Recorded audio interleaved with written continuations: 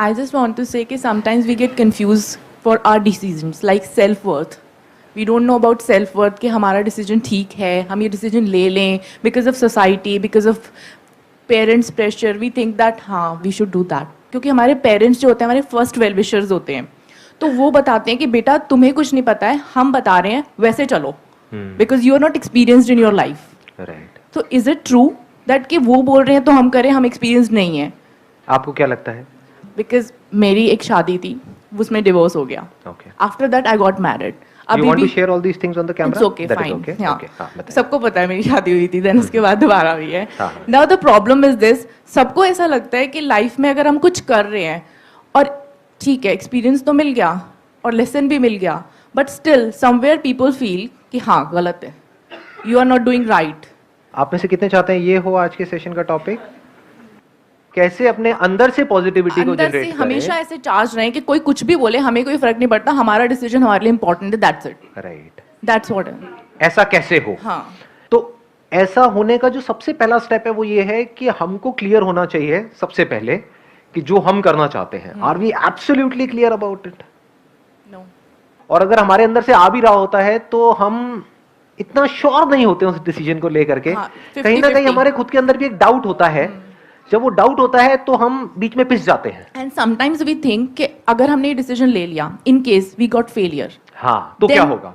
या exactly, That is what then it we is. Will से देखो हमने कहा था ना इस ऐसा होना था. तो लोग सही प्रूव हो जाएंगे और हम गलत प्रूव हो जाएंगे. Yeah.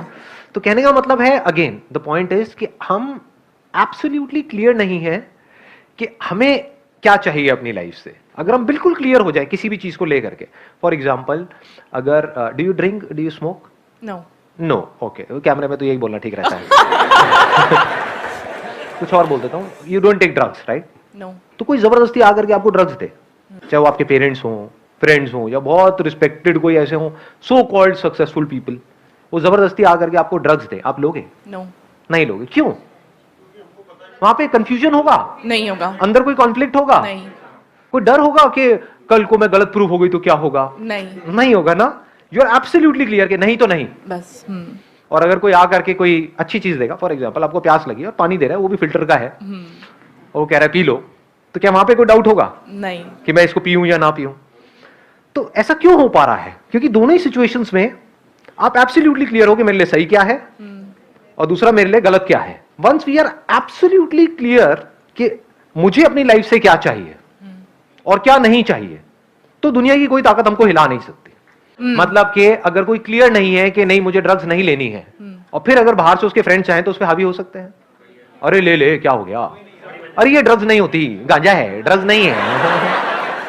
समझ पा रहे हो मैं क्या कह रहा हूं? एग्जैक्टली. कि वो उसके डिसीजन को इन्फ्लुएंस कर सकते हैं क्योंकि वो बंदा खुद क्लियर नहीं है. या सामने वाला ये सोच लेता है कि हाँ ये इंसान क्लियर नहीं है, मैं इसको हिला सकता हूँ.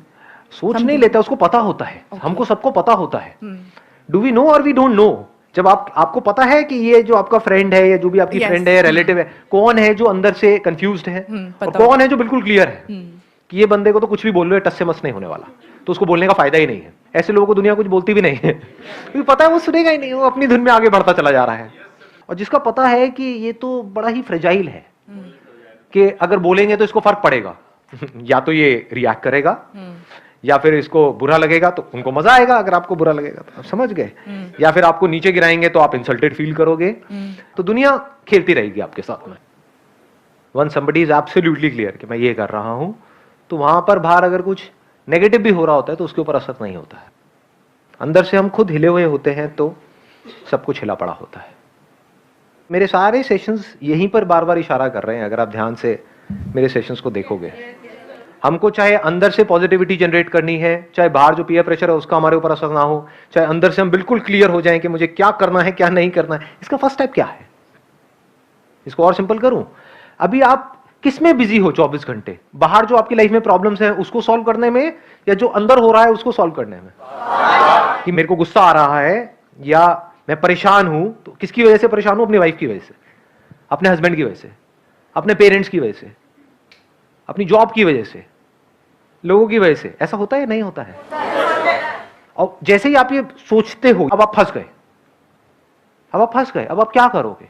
अब आप सोचोगे अपनी वाइफ को बदलने के बारे में, जो आज तक कोई नहीं कर पाया है इस पूरी दुनिया में. इम्पॉसिबल टास्क पे आप निकल जाओगे। मेरे सेशंस भी देख रहे होगे तो ये नहीं सोचोगे कि अच्छा इसको मैं अपने लाइफ में कैसे अप्लाई करूं, कि हाँ ये सेशन तो अपनी वाइफ को दिखाना ही पड़ेगा, ये उसी के लिए है। तो पहला स्टेप समझ में आ रहा है हमको? क्योंकि अगर ये पहला स्टेप ही नहीं समझ आया, बिकॉज ये जो लिखा हुआ है डिस्कवर योरसेल्फ, तो सब बेकार है। जब भी आप दुखी हो रहे हो तो आप समझ जाओ आपका ध्यान बाहर भटक रहा है। अपनी वजह से कौन दुखी होता है? कोई नहीं। दुख की सिर्फ दो जड़ है, रिलेशंस और पोजेशंस, दोनों बाहर हैं। और बताओ दुख की तीसरी जड़ कौन सी है? नथिंग जी। तो अंदर ध्यान को मोड़ देने का मतलब क्या है?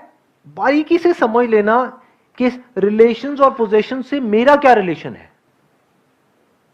यानी आप अंदर की दुनिया को समझने की कोशिश कर रहे हो, यानी कि अपने एक्सपीरियंसेस से सीख रहे हो। ऐसा हम बोलते हैं बट कभी भी करते नहीं है। हम एक ही गलती को बार बार रिपीट करते हैं। हम एक गलती करते हैं, उसकी वजह से दुख होता है। कोई झूठ होता है, उसको सच मान लेते हैं, उसकी वजह से दुख होता है। फिर वही गलती बार बार रिपीट करते हैं और दुखी होते चले जाते हैं। फिर डिप्रेशन में चले जाते हैं, फ्रस्ट्रेटेड हो जाते हैं, एनर्जी धीरे धीरे खत्म हो जाती है। उस सबकी जड़ क्या है? अगर मैं आपको एक लाइन में बताऊं, एक ही गलती आप रिपीट करते चले जा रहे हो। वो गलती क्या है? झूठ को सच मान लिया है। तो जैसे उस झूठ का सच हमारे सामने आता है, यानी हमको रियलाइज होता है कि ये तो झूठ है, हम दुखी हो जाते हैं। आपको समझ आ जाए कि क्या झूठ है क्या सच है, तो कहीं कोई प्रॉब्लम ही नहीं है, बिल्कुल तेजी से आगे बढ़ोगे, कोई कंफ्यूजन ही नहीं है। डिसअपॉइंटमेंट कभी भी हाथ नहीं लगेगा। बारीकी से समझते चले जाओ जो बातें मैं बोलने वाला हूं। ये नहीं कि सुनते ही आप कहोगे नहीं ये तो बकवास है। मुझे पता है क्या आएगा आप लोगों के माइंड में।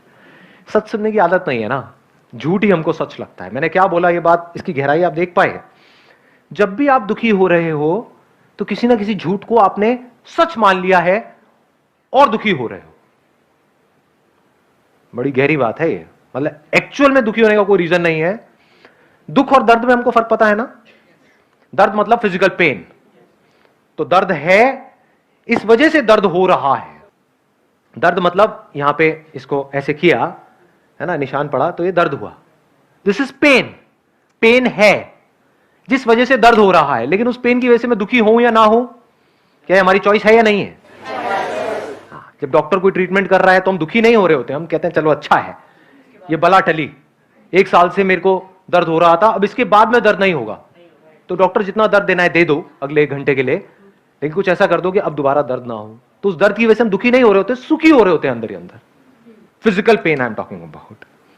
व्हाट इज दुख? दुख क्या होता है? कहां दर्द हो रहा है? दिखाओ। समझे मैंने क्या बोला है? जब हम कहते हैं मैं दुखी हूं, मतलब क्या? दुख मतलब क्या? कहां दर्द हो रहा है? दिखाओ। पेट में हो रहा है, हाथ में हो रहा है, यहां हो रहा है, हो रहा है, क्या हो रहा है? कहीं कोई स्वेलिंग आई हुई है, कुछ हो रहा है? व्हाट इज दुख? What is thought? अंदर ही कुछ अपने आप को बोल रहे हैं, अंदर ही कुछ सोच रहे हैं, उसकी वजह से खुद ही परेशान हो रहे हैं। मतलब खुद ही बोल रहे हैं, खुद ही परेशान हो रहे हैं, मतलब एक्चुअल में कुछ है ही नहीं। सुनो, अब आराम से बैठ करके बोलो मत। सुनने की आदत नहीं है ना, सुनो। पतियों को है, फिर भी कुछ लड़के बोल रहे हैं। शादी नहीं हुई क्या? हाँ,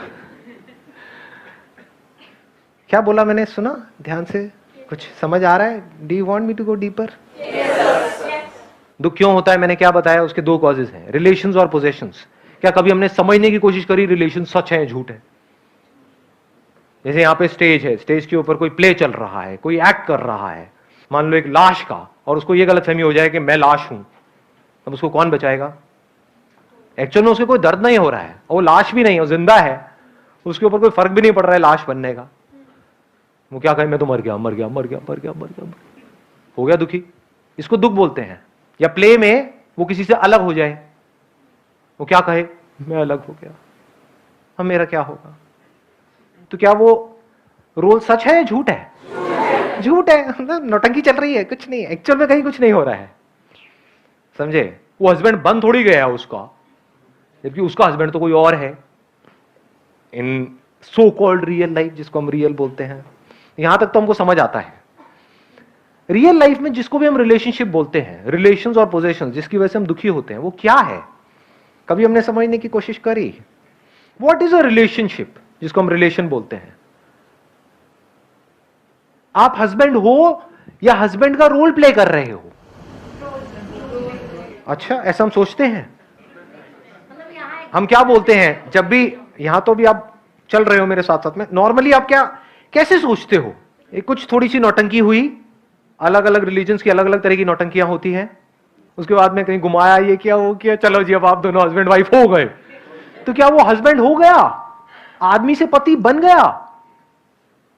तो जब डिवोर्स हो गया तो क्या पति मर गया?